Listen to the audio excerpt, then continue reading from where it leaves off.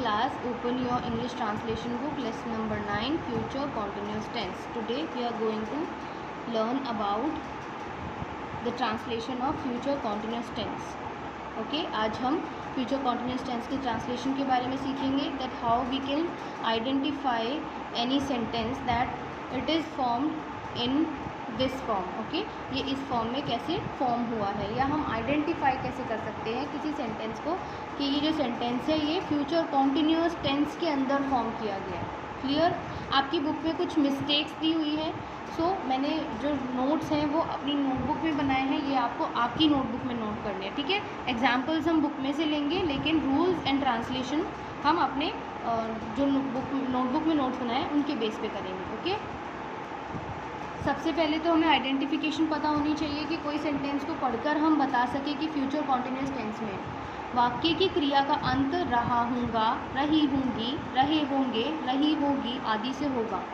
ठीक है, तो वो सेंटेंस किस में फॉर्म हुआ होगा? फ्यूचर कॉन्टिन्यूस टेंस में. जैसे मैं गाना गा रहा हूँगा, सीता खाना खा रही होगी, हम क्रिकेट खेल रहे होंगे.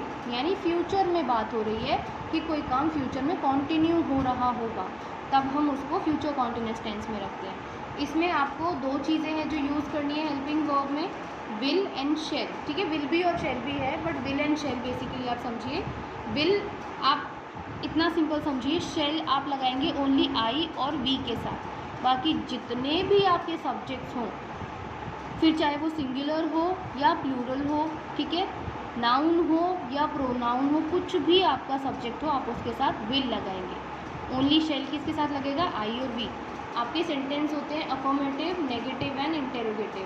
ओके, सो अफर्मेटिव का रूल क्या है? सबसे पहले आएगा सब्जेक्ट, देन विल या फिर shall according to the subject. Subject में आई होगा तो shall, he, she, it, you, they और कुछ होगा तो will.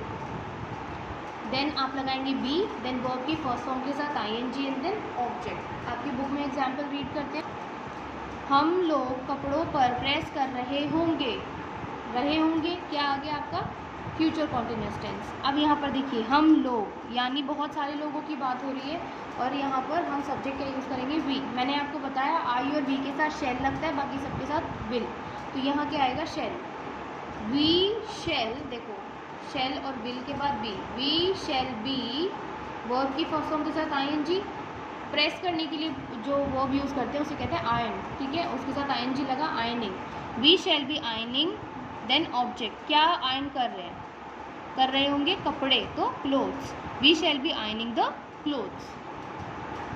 Next is negative sentence. Negative sentence को कैसे ट्रांसलेट करेंगे आप? पहले सब्जेक्ट, देन विल शेल के बाद not and then be, then verb की फर्स्ट फॉर्म के साथ आईएनजी एंड देन ऑब्जेक्ट. आप इतने बड़े रूल को मत देखिए, आप एक चीज़ देखिए, सब कुछ सेम है. Subject, will shall, be, V1, I N G, object. Difference क्या आया? बस जो आप विल बी या शेल बी लिख रहे थे उसके बीच में आपको नॉट ऐड कर देना है, बाकी एज इट इज़ है फॉर्मूला.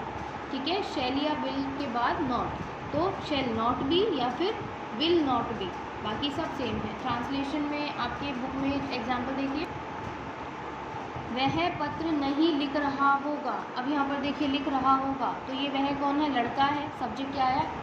ही.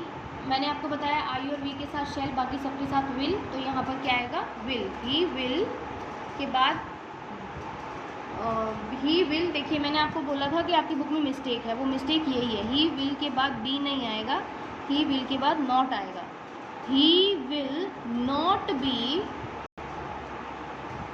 लिखना के लिए वर्ब यूज होता है राइट प्लस आईएनजी, राइटिंग और लेटर. देखो सब्जेक्ट आ गया, then will shall according to the subject, तो आपका आ गया ही के साथ वी विल. उसके बाद नॉट, क्योंकि नेगेटिव है, not. He will not, then be, he will not be, verb की फर्स्ट फॉर्म के साथ I N G, writing, object, letter. He will not be writing a letter.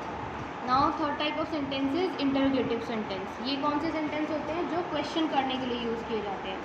तो हमें पता है इसमें क्या होता है, बस जो हम ये हेल्पिंग वर्ब यूज़ कर रहे होते हैं इससे हम सेंटेंस स्टार्ट कर देते हैं, बाकी सब सेम रहता है। देखो इसमें ओनली नॉट ऐड हो गया, बाकी सब सेम था, और इसमें बस ये जो विल शेल था वो बाहर आ गया, बाकी सब सेम है।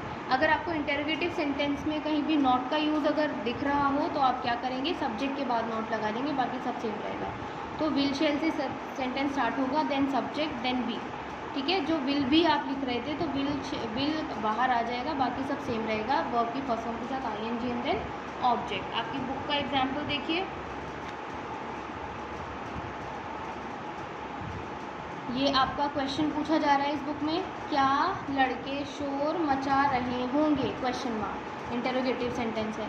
अब यहाँ पर बहुत सारे लड़कों की बात हो रही है, तो बॉयज़, ठीक है, सब्जेक्ट बॉयज़ है, तो यहाँ पर क्या आएगा, विल, क्योंकि ये ना तो आई है ना वी है, विल, ठीक है, विल द बॉयज़, क्योंकि इंटरोगेटिव है, विल से स्टार्ट होगा, विल द बॉयज़, देन देखो सब्जेक्ट के बाद be, will the boys be, verb की फर्स्ट फॉर्म के साथ आईएनजी। शोर मचाने के लिए मेक नॉइस वर्ब यूज़ करते हैं, तो मेक का हो जाएगा making, making a noise, question mark, will the boys be making a noise. अगर ये इस तरह से होता, क्या लड़के शोर नहीं मचा रहे होंगे, तो आप क्या करेंगे, will the boys not be making a noise, clear.